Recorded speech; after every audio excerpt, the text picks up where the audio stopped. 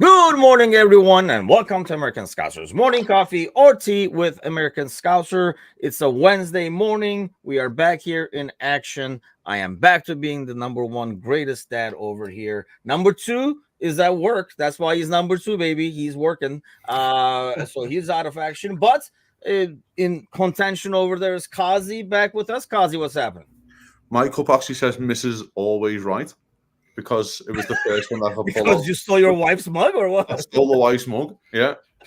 So that's where we're at these days, guys. You know So what I I mean? assume you're a tea guy in the morning, right? Or have you become Americanized? No, I am usually coffee in the morning. I'm a tea like mid-afternoon. I love a good cup of tea in the afternoon with So a you biscuit. have been Americanized. To be fair, I was like that in England, to be fair. Oh, But really? yeah, I was always coffee. And then, yeah, I like my cup of tea in the afternoon with a biscuit, just to, that little Yeah, sugar rush. afternoon, like two coffees in the morning, tea in the afternoon is the way I That's it. usually roll if I do That's the me. afternoon hot drink. That's probably a lot of caffeine, but it is what it is, right, John? What's happening? No, I'm good. Had a good Easter, partly due to the result, but yeah, happy to be back on a supposedly mellow midweek. Supposedly, but we're in There's a no title such race. thing as mellow. I just told you how much caffeine intake we have, so there's Right. there is no freaking mellow. We're always hyper.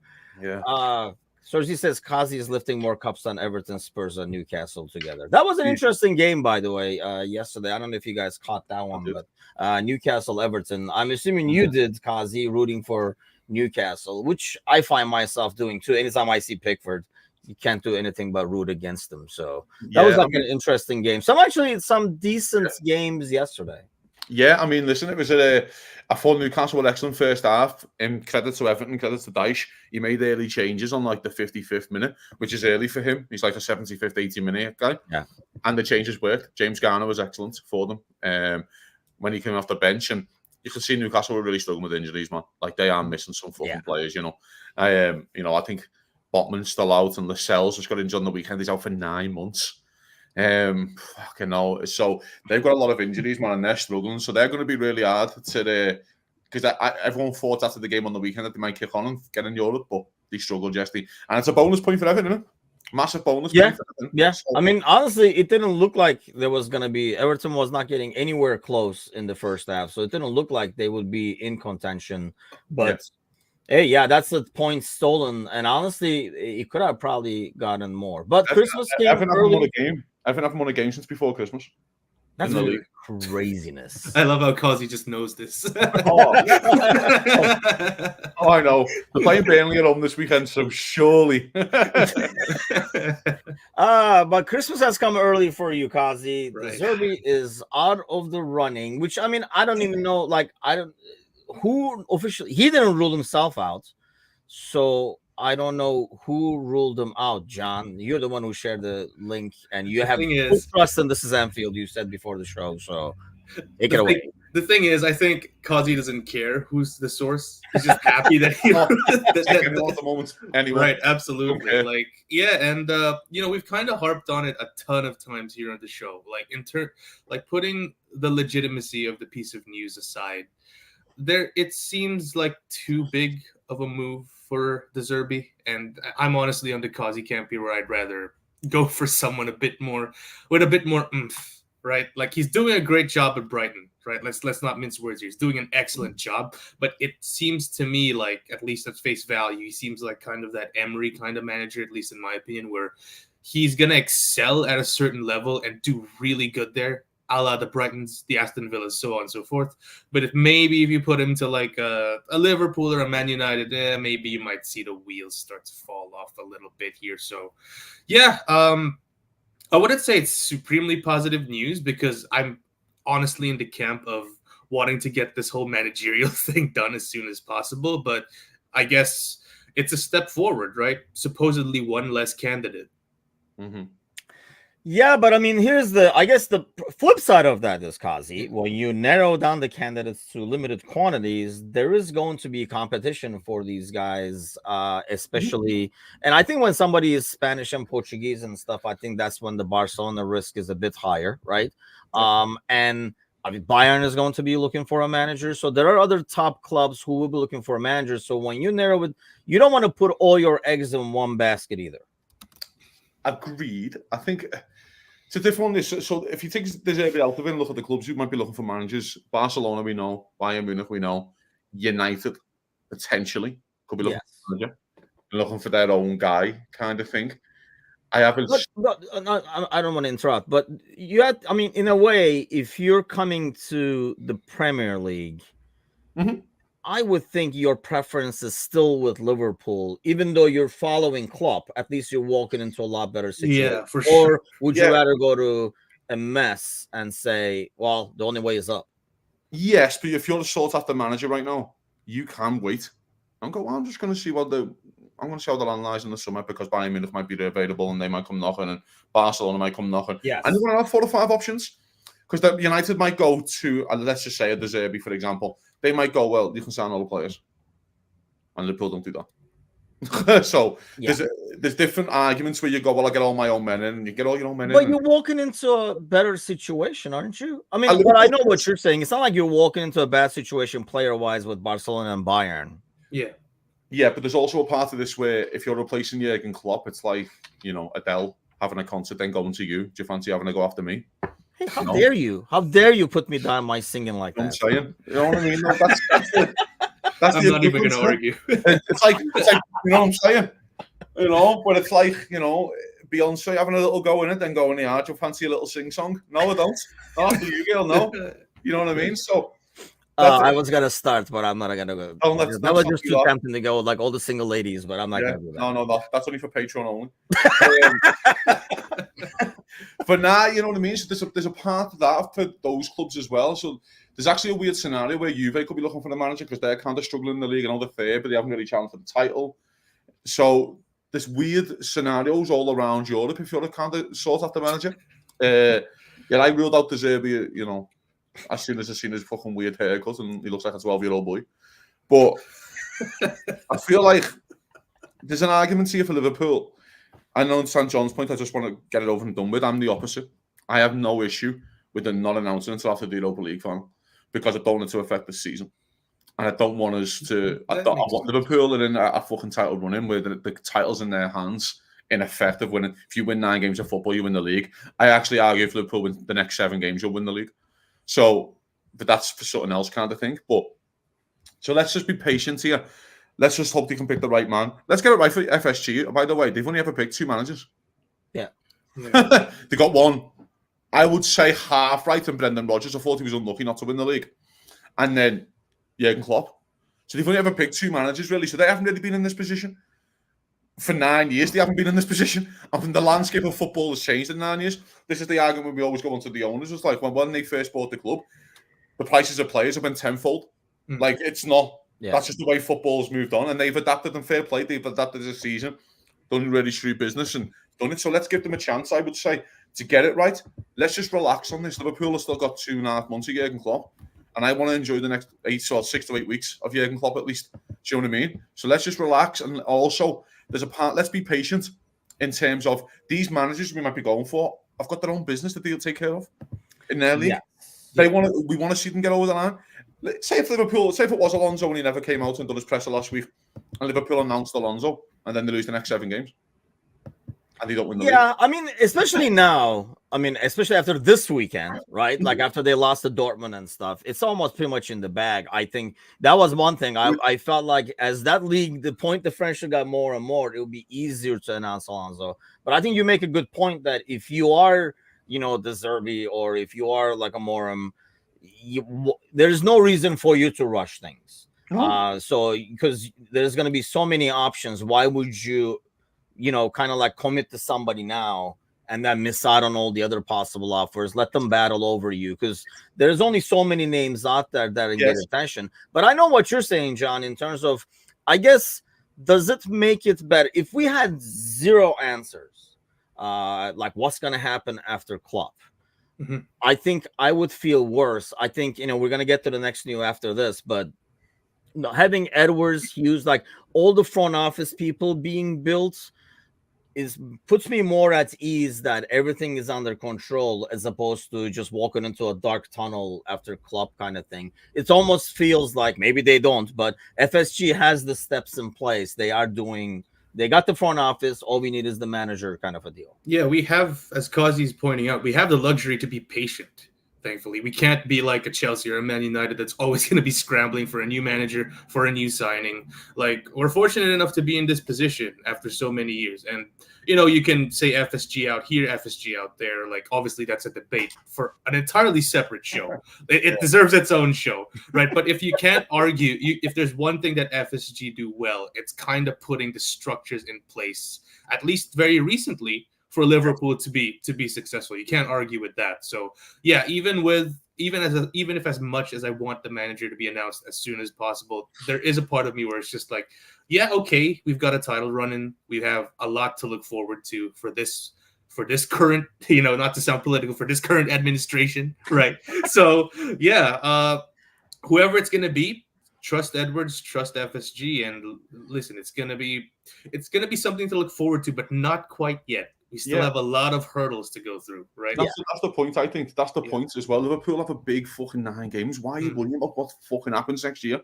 Like, why do you care? Yeah. That's the state I'm in. There's also part of this as well where you've got to show some respect to the other clubs who are going for league titles and they're going to challenge for top honours. They want to fucking win their league.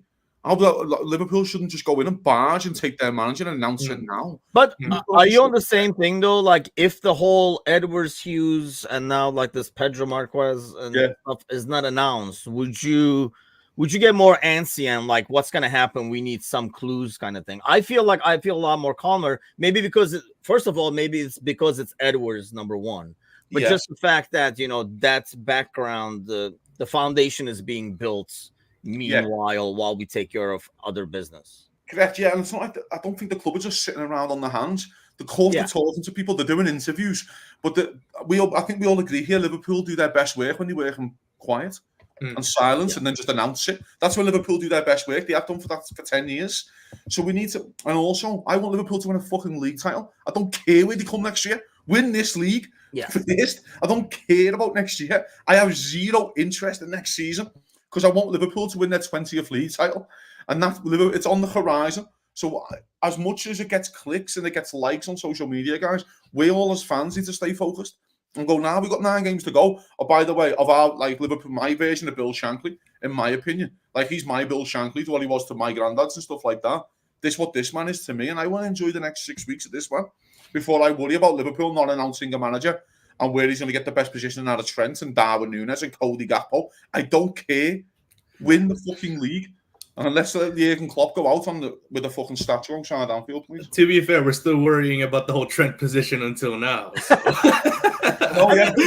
My bigger thing is, you know, I want to, and you know, that's a good point. And this is all media driven, really. I mean, it's not like the club is like jumping, flipping back and forth. It is all media driven, and sadly, this is the state of media. I mean, there was 8,000. You know, when I go to YouTube, obviously shows like, you know, it's kind of like the Amazon thing. You might freaking like this, and it was all like, Alonso, how would he play? Where would he use this guy? Blah blah blah. Like 30 seconds after he said, you know, he's staying in Lucas, and there were like another 100 videos and 100 articles being written about what Amorim will do. He's the leading candidate, blah, blah, blah. And then there was a ton of stuff with DeZerbi. It gets clicks, it gets likes, and that's why a lot of media people kind of do it. It's nothing to do with the club. Like, club has never, like, you know, angled towards any of these guys, but it's like that's what drives it, and people... The club, you know, people bite on it, and that's why they do it. People bite on it, and that's how those guys make their money. Which reminds me, we do not do that. We kind of like go out of our way not to do that, to sell out and just come up with news and stuff like that. So in return, if you're watching this, all I ask is go grab somebody by the ear and say, hey, you want to come somewhere where they don't do clickbaits, and then bring them over this way. Because honestly, that's why they do it. Because that's how the algorithm works. The more people click, the more other people click, the more people see it. And that's the name of the game. We were just talking with John before we went on air about This Is Anfield. And we have actually writers from This Is Anfield. But, you know, when I was looking for headlines this morning from the press conference, which we'll get to next, you know, you go to This Is Anfield, they had broken it down to like 6 freaking different links so that you're going to 6 different pages to get information that's 6 paragraphs worth, basically, because that's basically how it works. The farthest that we go here at American Scouser is me pushing the narrative that Gravenberg is a good player. So that's as far as we go. I mean, and me trying to get Trent to defend. Yeah. So that's what we got going for us, really. we'll see some clickbait. We'll get an arm back on Friday for you. Right. And Kazi trying to get with Margot Robbie. That's the only thing we got going for the channel right now. So how about Playing the long game. recommend, like and share and subscribe and smash that like button, as Bickler would say. Okay, so let's get to this over here. I want to get your guys' take on this. So Pedro Marquez, who was with Benfica, and obviously these actually make me. We were talking about this on the Monday Night Podcast that we know Edwards really likes the Portuguese league. We've gotten a lot of players from them. We scouted a lot from them. We've gotten players who used to be in the Portuguese league and stuff like that. So that's why I think, the MRM name sounds more and more likely to me. But this is another person Benfica is well known for. I mean, I think all those Portuguese teams, like including Porto and stuff, are well known for finding talents. That's how they survive, selling him for a ton. And then next year they just pop another guy like he was already waiting there, kind of a thing. So recruitments, this is more not for Liverpool, but more for FSG, John. It almost looks like we're kind of building the foundation of this factory that Edwards, to be honest, it sounds like that's how Edwards was lured. You're going to be running this empire, like the soccer empire for us, kind of an ordeal. How do you take that news, or do you like it that basically this is what we're doing? And it sounds like this guy might be getting people for Toulouse or whoever we buy, and then eventually you might see them in a Liverpool jersey. Yeah, it's great. Portuguese league is probably a pretty good destination to start. The last generation of the current generations are Premier League stars coming from that league.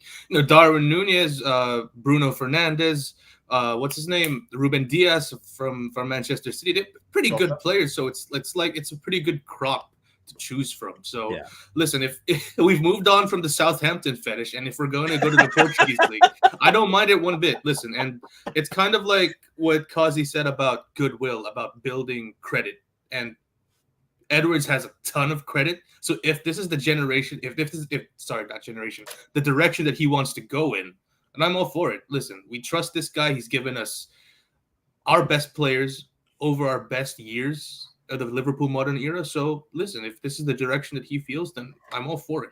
And you made a good point there, Tim, that it makes sense now for Amorim, because if we're gearing towards the Portuguese league, then I don't want to make it like an Alonso situation where we keep saying it and it's not going to happen. But but sometimes, logic can dictate a direction where the club would go. So so just as Marcos used to be he was at City, and they have done well with some of their young guys, and that they do the same thing. They buy a bunch of young guys, and then they start popping him here and there, or they loan them, or they sell them overpriced sometimes to balance the books or whatever.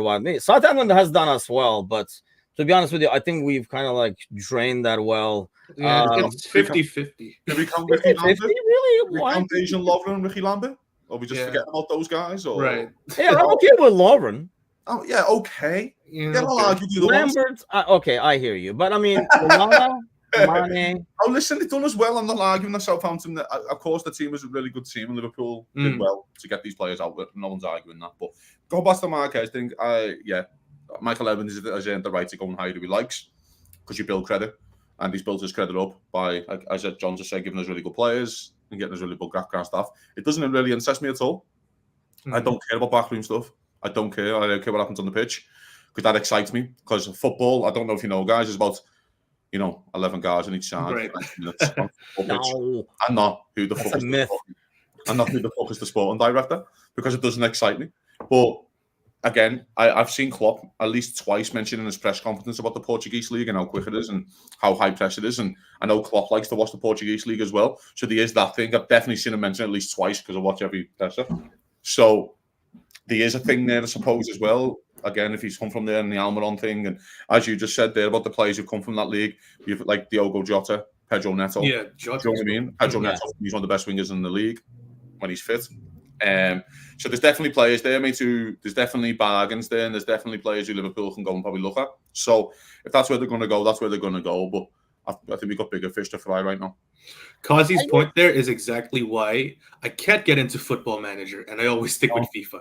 Because you always want to be the one to score the goal, not seeing a bunch of guys scoring the goal based on your tactics. Yeah, but here's my thing, and I understand what you guys are saying. Yeah, I mean, I'm not like jumping up and down saying like, "Oh, we got Pedro Marquez." No, but at the same time, I guarantee you go and ask a bunch of United fans, they will love to be getting news like this of a foundation being built. I guess it puts me more at ease because obviously we all had a concern about what's going to happen after Klopp, right? And, you know, how big of a collapse will it be and stuff like that. I think as I get this news and I know, you know, you're building a good foundation, I just get that ease and as much as I worry regularly, I get that ease that it's going to be fine. We're never going to be totally out of the picture. No, we're still going to stay there. I agree. Listen, I'm not saying it doesn't it's not like, okay, this is it's like a little soft comfort blanket. I'm not like, it looks nice. I know what you're saying. It just doesn't interest me. Liverpool can have whoever they want, picking the players at the back. I don't care. I just want to know what happens on the pitch. Do you know what I mean? Oh, yeah. Going back to the United thing, if I was in United's position, I would want a fucking sporting director. It would make me excited. But right now, Liverpool are in a different position to Man United, do you know what I mean? So, like, Liverpool chance for the league title and their biggest... Oh, no, I meant, like, you know, after Ferguson left, for example, they wish there was a system like this to kind of support the drop. Like, and you forget that they haven't won a league in 11 years. They haven't won a league in 11 years, you know? So they're looking for this, but now with the new owners, for a proper foundation getting built. Liverpool's foundation's built with the players. He doesn't want to manage Liverpool. Look at the players on the pitch. Like, fuck me. Do you know what I mean? Like, that's why the Alonso thing, I always say he's bottled it. But that's just on me. That's just my opinion. I think he's bottled taking the Liverpool job. But I think there's an argument there if you're United. United's biggest game this season is to beat Liverpool this season so they don't win the league. Yeah. No, I meant like, you know, like I say, like after Ferguson or, you know, after Wenger left, you know you're going to have a drop. I mean, you know, nobody's going to replace Klopp. Any of these names are going to be an even swap. So you want a system that's going to support that fall, if you will, and kind of like keep you up top there. Because we've seen teams with great players collapse as well.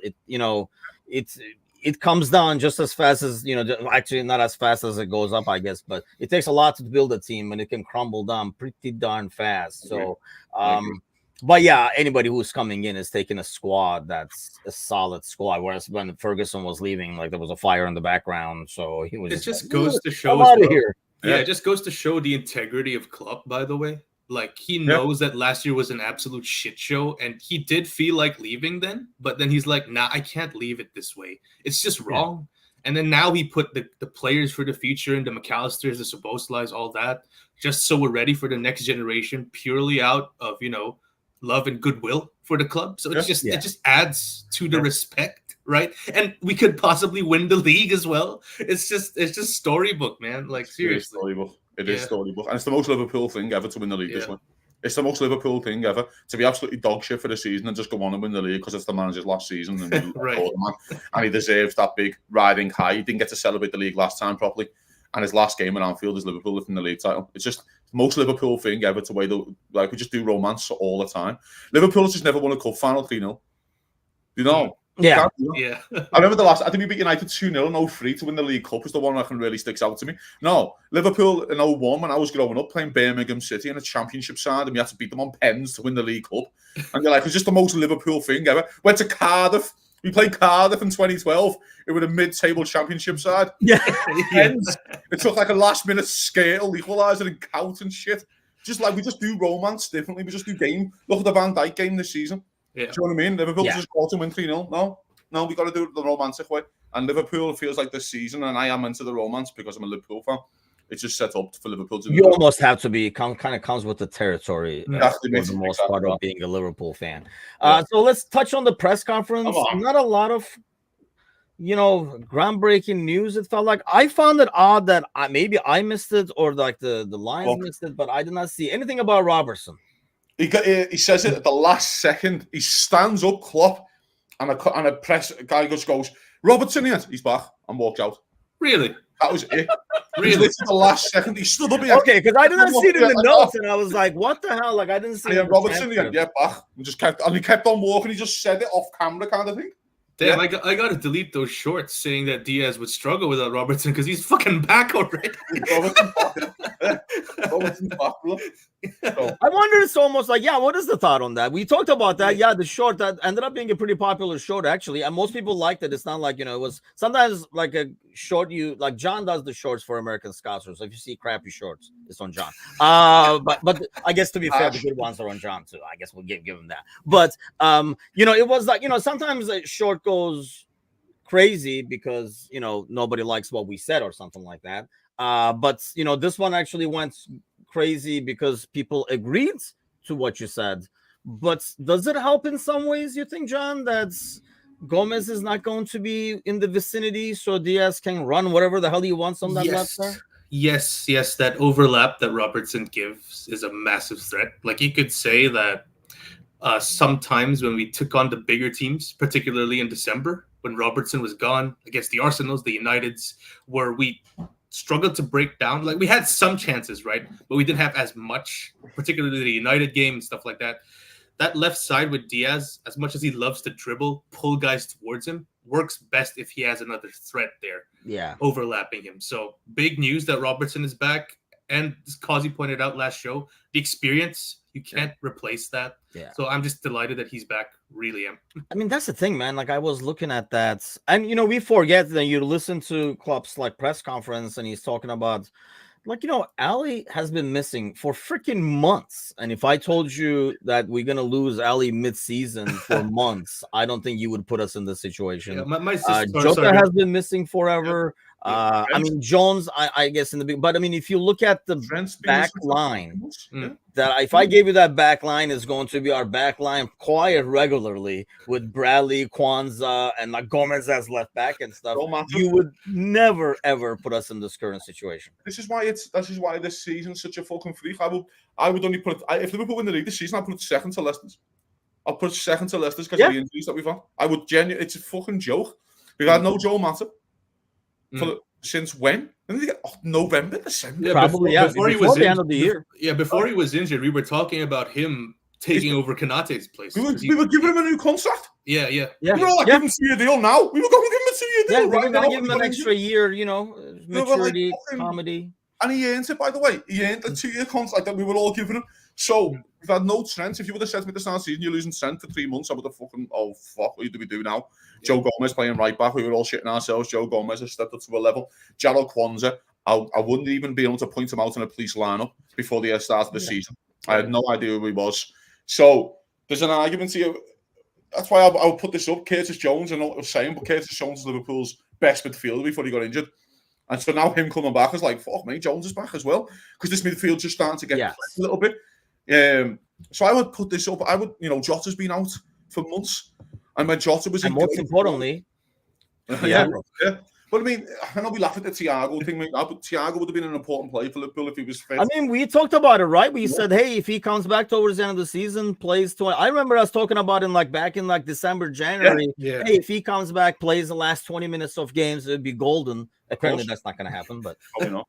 He played the last 15. He's out for the season. If I said to you, though, guys, seriously, though, if I said to you in the start of the season, we're going to do Robertson for months, you would have been like, well, we're fucked. Because we didn't rate Costas' level that high, and then Costas came in and he was playing excellent. So as much as, again, these squad players have stepped up for us, Harvey Elliott's been fucking brilliant. Yes. Brilliant.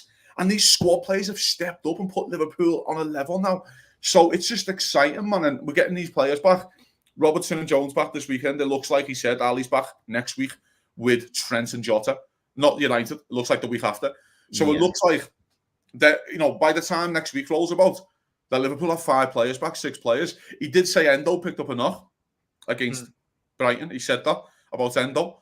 But if there's a game you want him to miss, I don't mind tomorrow. Do you know what I mean?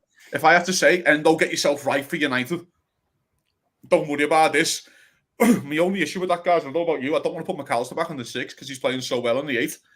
But it's like, need must. Yeah, I think, this is a game I think you can get away with that.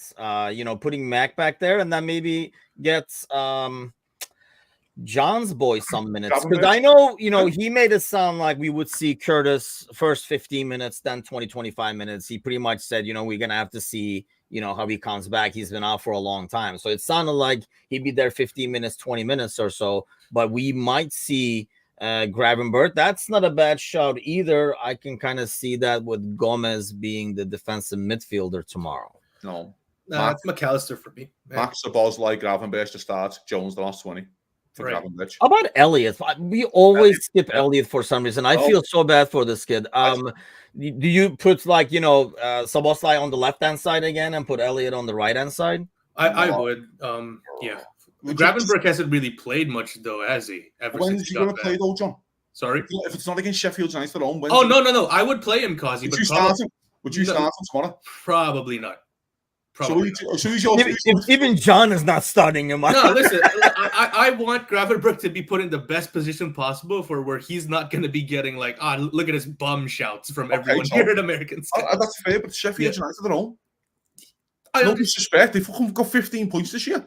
Fair, yeah. If there's a game that you want him to play him, it's fucking now at home, protected around good players, where Liverpool want them to go and win 3-4-0.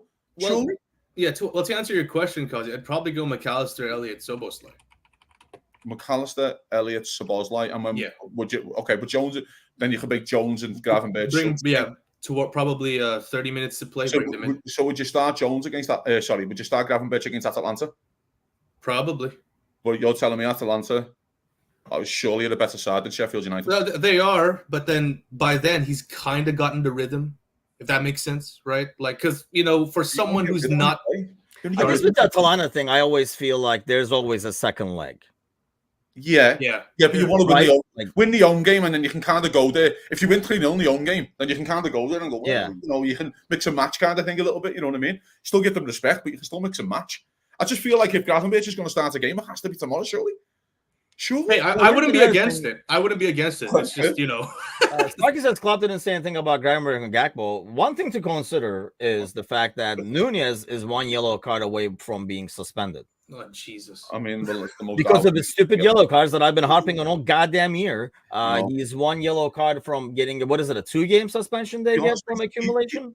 He's another one who fucking could do with the rest. So I almost feel like you start Gakpo and not risk it, so he is playing against United. Gakpo, Diaz, Salah. Yeah. And then get you through. But then you don't have a sub. Because if he comes on for 20, you've still got a Darwin fucking mistake in him anyway, haven't you? That's why, honestly, Liverpool win 3-0. I would not even put him in. It's fair. It's a fair point. If you're up, I would not even put him in because he's going to do something stupid. And some of them, let's face it, 90% of his yellows are stupid. And some of them are him pressing too hard or committing a stupid foul in the press or something. 90% of them have been stupid. I agree with all this now. I take your point on which, I would probably now rest Darwin because of that. Playing against United, if he does get booked, you've got Jota back the week after. Because Endo is on the same boat as well, so he might be resting Endo just on that fact alone, so we have him against United. But I mean, I feel like it's kind of, I'm with you now, because if he gets Jota back, he has his option. If he gets booked against United, you have Jota back. So it's like if you fuck them for 2 games, then you've got another option back. You know what I mean? There's also the element of kind of us going full strength here to work on the goal difference aspect. They'll have to win the game, don't they? Of course, they'll have to win the game. We have to give them a little bit of respect. They are still a Premier League. Whenever we say that, we barely win 2-1. There's also a part of this. We forget how much Klopp hates Chris Wilder. And Klopp hates Chris Wilder so much that it's unreal. And Klopp might just go after fucking 3-0. Do you remember when we beat United 5-0? And he was telling everyone to calm it down. When we were away at Old Trafford, just to not lose any more players to injuries, we just won 5-0. No. If Liverpool go 5-0 up, he's going to go fucking drive. You know what I mean? So it's going to be interesting. Yeah, I think this plays a huge part in playing Gakpo and resting Endo, especially if he has the knock that he was talking about. So that maybe he doesn't even have a knock, and this is kind of like our way of saying, we're not going to risk him and keep him for United as well. But that's the thing, because I can't trust Darwin. Endo, because of the position he plays, you never know. Darwin, I just can't try and say. If it was Mo, aside from taking his shirt off, I would think, he's going to make it, and you can trust Mo to go out there and not get a yellow card. I just can't trust Darwin with that, I guess, is the problem. I mean, and that's fair, I think, as well. And I'm probably on board with that. Now, I didn't realise he was that close to suspension. So I'm probably on board with the Gakpo start. And then Darwin against United. And hopefully you don't need to bring Darwin on against Sheffield. And again, if he does get booked against United, at least you have Jota back. I'm predicting Gakpo starts and a good start where people are like, see, why can't he do this all the time? Because he's His playing body language was so much different. Yeah, flavor of the month with our boys. Like last month it was Gravenberg. Now it's Gakpo. Jeez. Yeah, Gakpo has been like Konate. I mean, I don't even know. I think he was more not risked. This Konate thing is going to fucking ruin me, right? I have no idea what the fuck is going on. He played 90 against France. You've took him 2-1 up against Brighton. You don't bring him on for Kwanzaa when Kwanzaa's struggling towards the end in the last 10. You just don't bring him on for 10. Like, I don't get it. So is he injured or not? I have no idea. He plays 90 for France. So it's like, what are we doing here? What are we doing? Like, I don't know what the Konate situation is, mate, to be honest, but I want him against United. Of course we do. We want Konate against United. I don't think he played in the FA Cup game. No, he didn't. No, he didn't. No. So I want Konate back for United. So he has to get 20 in this game. He can, but fuck me, man. If he's fucking playing for your France, why are you sending him to France then? And then don't play him against Brighton? Yeah, because he said when he didn't practice the day before, I mean, we're like, what the hell? He was like, oh, he was like rested. But, you know, that's the club way. If you didn't practice, you're not going to play. I was hoping he would at least come in for like 15, 20 or something like that at the end. I think it was because of the game, too. You don't want to put somebody fresh into that high-paced game. So I can kind of like understand that. I did not know this. And it is a weird thing with United, right? And Bruno's a good player as much as I can't stand him. He's probably topping the charts right next to Neymar with me, right? Like in terms of like guys I hate the most. And that's only because Neymar is so irrelevant now. I forgot how much I hate him. But sometimes United, I want them to have their guys because they play worse when they have their guys. When they give opportunity to these guys that they kind of rot away, they play better. So I don't even know to root for a yellow card on that one or root against the yellow card. It gives them the incentive to kind of get on the front foot and for us to catch them out, considering I just saw last night they don't have Varane out for the season. They don't have Martinez, and they don't have Lindelof as well. So it's going to be... Martinez, he just played the other day. Against Brentford. Came back against Brentford. He came back, but I saw that he was out. He's out again. I know he came off the bench because Lindelof went off. Right. Unless he's resting him for Chelsea and then maybe play him against Liverpool, which wouldn't surprise me either. But the argument is for the Bruno thing, mate. I've never seen a player give up more than a football pitch. So if Liverpool go 1-0 up, 2-0 up, he will fucking just throw his toys out the pram. And if he wants to do that, that's fine. Because he doesn't... Remember when Pashesic just fucking ruined him? There we go.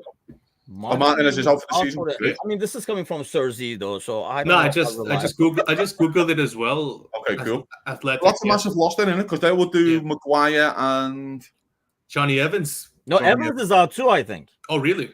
He's like in the retirement home or something. No, I think he's out. I know they were saying when I was looking at the Brentford game, the end of it, they were talking about it when Lindelof went off. So it's going to be a kid, maybe a little kid centre half for them of the youth team. Maybe he's going to have to play centre half. Because unless Casemiro does a job centre half, I have no idea. Shaw is out too, right? So it's not like nobody threw Shaw in there, but he's out as well. Because Lindelof's been doing jobs left back, hasn't he? Lindelof has been doing left back positions for them. Because they signed regular on loan and he done okay for them because Malacia is out for the season.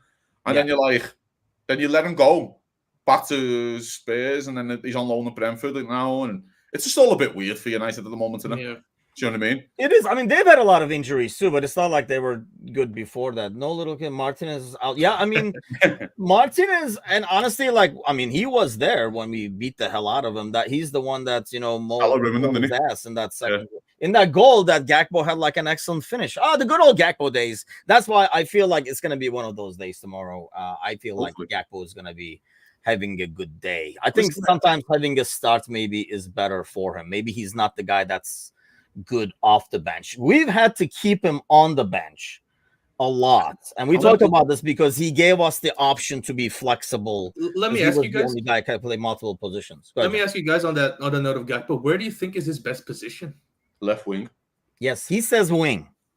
But he says wing. He says wing when you ask him. I don't mind him down the middle when Salah and Diaz are cutting in. Yes, for more options. That's why it worked for Firmino so much because you have Mane and Salah just cutting in, and Firmino could just do his little bit of work. But when Gakpo was doing it, they're still kind of, and this is more for Salah really. I know Salah's trying to get his goals and stuff, but let's get it right. Salah's lost a yard of pace since 3 years ago. I don't think Salah is as good. which is completely fine, by the way.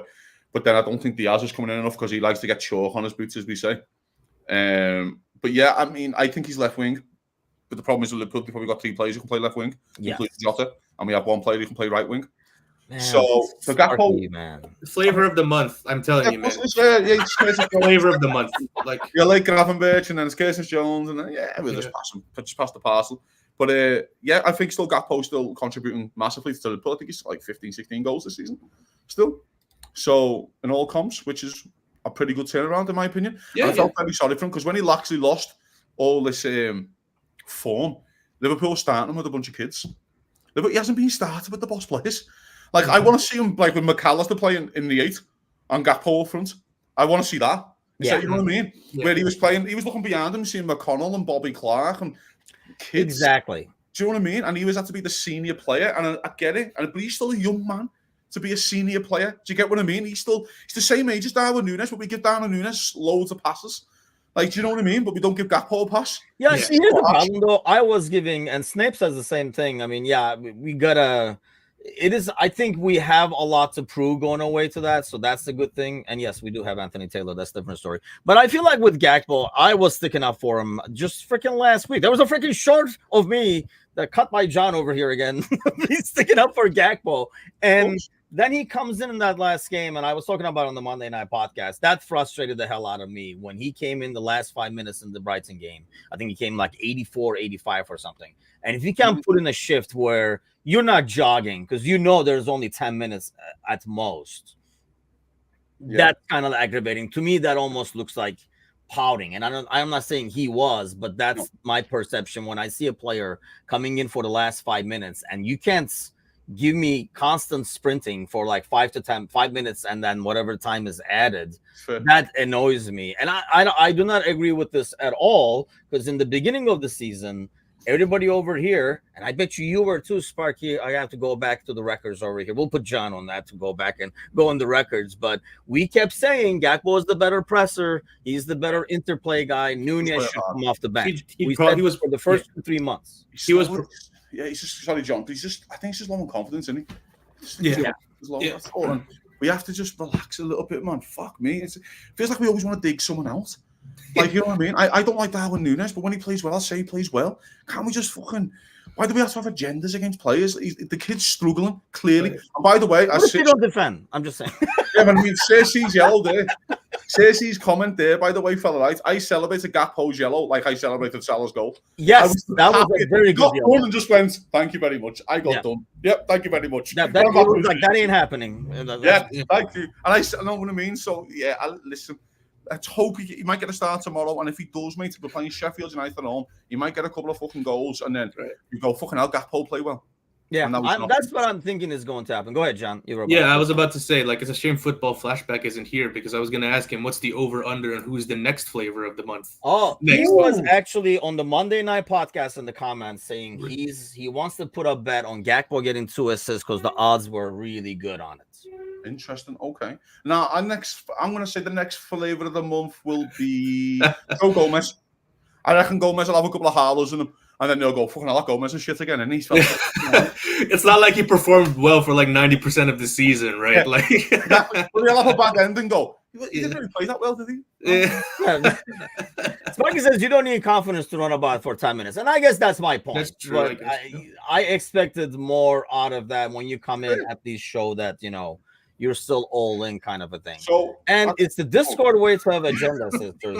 Here's my thing with that. And I am kind of against the opposite too, because I'm opposite fans who paint a rosy picture where it's not even justified just because things are going well. And then one poor result, they pull all those from the bottom of the bag and throw it in the middle. Yeah. If you were honest along the way, I respect that a lot more. Like, I don't understand this. We're winning. So, I mean, it doesn't matter.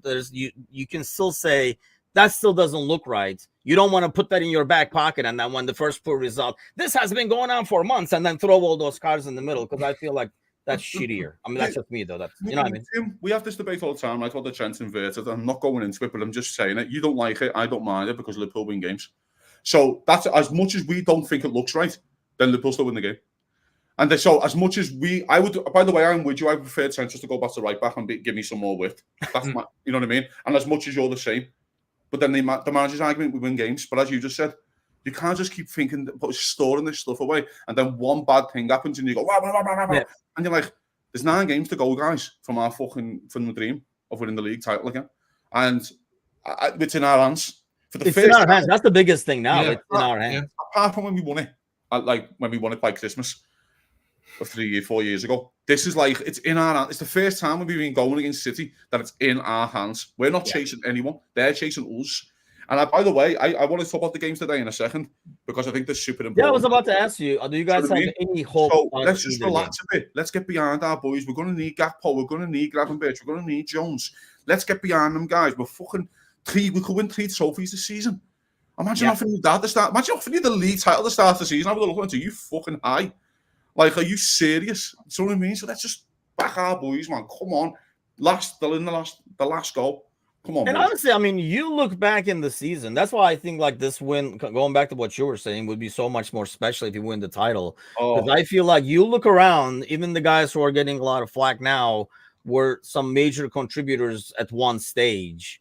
Maybe except Gravenberch. No, I mean, even when he first came on the scene, we were like, hey, what is this guy and stuff, bro? If Liverpool win the Europa League, it's because of Gravenberch. Yeah. Because he was excellent in the group stages and he was scoring goals.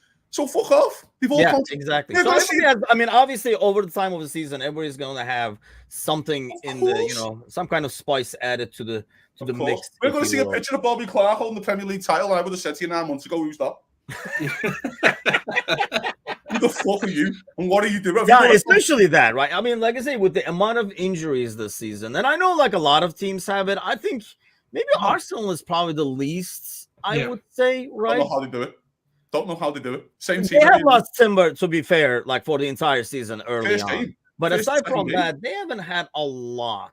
Like nothing like major that has lasted a long time at least. But yeah, going back to the game, speaking of Arsenal, I don't have a lot of faith on that one. You never know with Luton's on, I guess, but they're kind of really depleted as well. Can we talk about the other one for our title rivals, please? Yeah, I feel like that's a good game to watch for one. But I can see Villa really close. That's a tough game. I worry about the Villa away game. The Villa game's interesting here, right? Because for City, first of all, they got Palace away on Saturday at 12. So that's no barrel or laugh cider. Villa can run the legs off you. There's an argument here for Villa, by the way. If you win the game, you're 2 points off City. We just forget that. If Villa win, really? Hold on. 5 points behind City. No, look. Everyone's forgot. Right. Everyone's just like, because they're so in a title race. They're 8 points off. Yeah, I know. Nobody looks underneath that. Bro, they're 8 points off Liverpool. Everyone's just like, oh yeah. Because, I mean, I'm not saying they can win the league, far from it. But if you go there and win, you can go. Why can't we catch something? Do you know what I mean? Why can't we catch City? They know what I mean? So there's an argument there. And I think Villa are a very, very good side. And as much as Villa away, we can get all that. But I think, by the way, the timing of the Villa game helps Liverpool. But I'm not going to go into their fixtures right now. Just for today, City haven't won in 2 in the league. Through with Liverpool, through with Arsenal. City need to win badly. And that could play into Villa's hands because Unai Emery is a tactical genius. Yeah. Right. And like Unai Emery's very good tactically. No Watkins though, right? That could be the issue. I'm about to say that. They have Watkins maybe out, which is, of course, a massive loss. And I think he'll do Duran probably maybe up front, maybe. But we'll see. But I mean, that Villa game, mate, they can run the legs off you for 90 minutes, no problem. Yeah, I kind of like trust Unai in that. But the only issue is they're not as good away from home as they are at home. Yeah. So there's always that. I don't know if this separates it, but no, it does not. But yeah, that's the only issue probably. But I'm assuming we're all on the same page where we don't have a lot of faith in Luton pulling anything, John.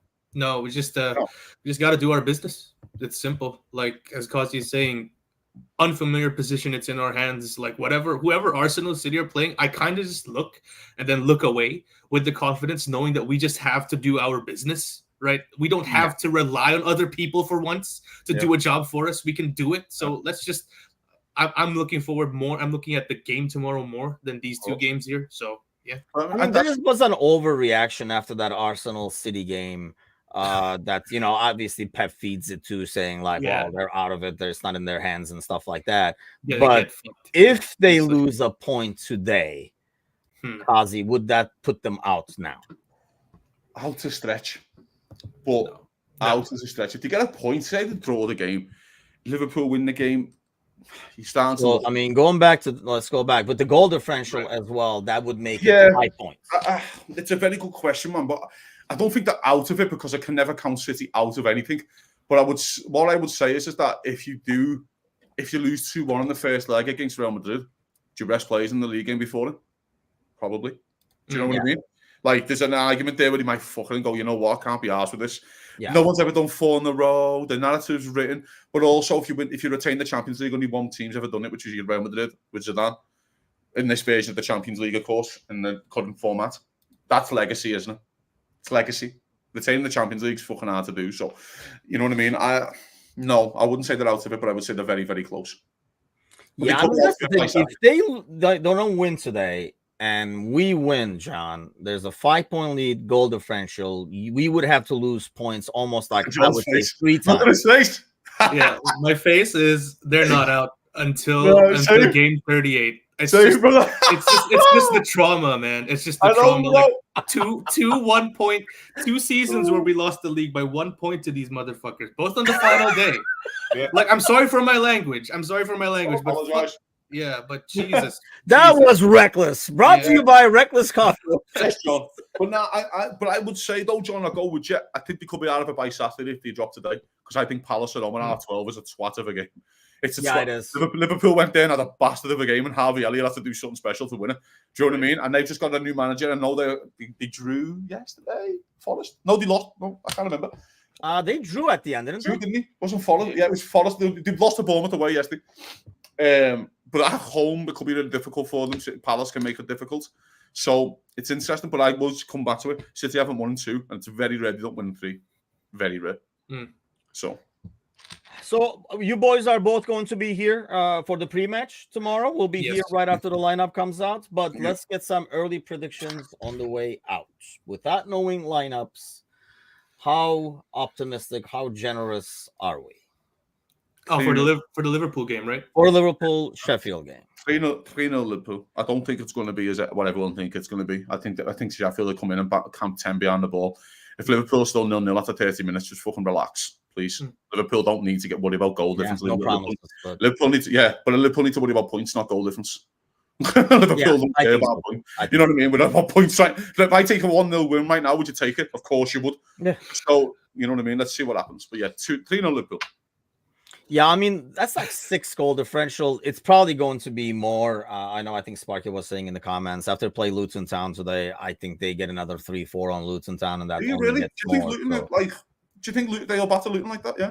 I think so. Just because Luton is missing so many people. I mean, I think Luton will win the. Sorry, I think Arsenal will win the game, but I don't think Luton get battered often. They don't get. If it was actually at Luton Town, I would even see them, because they play so much different at home, with them missing so many people, I just don't think they have anywhere near the depth. The only thing is, if Arsenal kind of almost look past them, we've done that in the past, and make it a banana peel just because, and rotate too much. Arteta thinks way too much or something like that. That's the only chance I see Luton getting anything and just almost like catching them. Derby 2-1. Yeah. Thursday, 4-1 by Ryan. My special for Amalum. What do you have, John? 4-0. Yeah, thank you, John. Just don't concede. Yeah. Don't fucking concede. Come on. I would love Kelleher to get a run of clean sheets, man, because he's been doing so great. It's just the clean sheet department, whether it's just misfortune sometimes, we let in the odd one there. So yeah. I mean, there was nothing he could have done like in the Brighton. For sure. The goals we're conceding are good goals, aren't they? It's like, oh, fucking hell, you know what I mean? That's a great goal. So I can swallow a lot of that, really. But I agree, mate. Just for confidence of the keeper. And, I know Ali's back in a couple of weeks, but he's been excellent, hasn't he? And it'd be nice for him to go out with a couple of clean sheets. Good conversation to have. When Ali comes back, straight back in for you guys? Yeah. Not even a comment. I would give Kelleher the Europa League games. And I say you start it, even the final. I'd give Keller the final in Dublin for him must be amazing if he wins the cup in He's Dublin. earned it, right? And I would think, Ali is not going to be like, I mean, Ali would want to play, but I think, you kind of go with the guy. He did bring you there, kind of a deal. Or do you use Ali in the cup games and keep? Probably not, right? No, never mind. I don't think there's a cup. As I was saying it out loud, I convinced myself not to. He's the best keeper in the world. Let's just relax for a second. And there's no more cup games to play. Yeah, he'll play the Europa League games, wouldn't he? Yeah. The Atalanta games, but I would start Kelleher in every single cup game. I wouldn't even give Ali a start, including the final.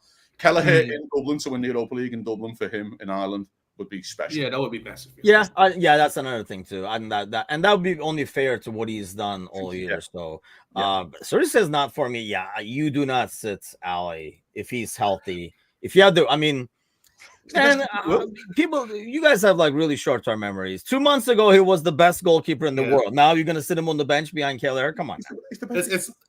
Sorry, go. Sorry, John. It's not even a conversation. It's not. He's the best keeper in the world. It's not a debate. The debate was gone 3 years ago. Like, it's imagine having Van Dijk injured and then I was going to say done really well, and then Van Dijk's fit, and they go, "Oh, that matters over him now." You fucking mad? No. Yeah, there's no way. I mean, it's just like, for the cup games. Okay, fair. Okay, what a save from Sergi. What a strongly worded letter from my lawyer. Hitting answer too fast. I am going with what Ryan was going with. I'm going with the 4-1.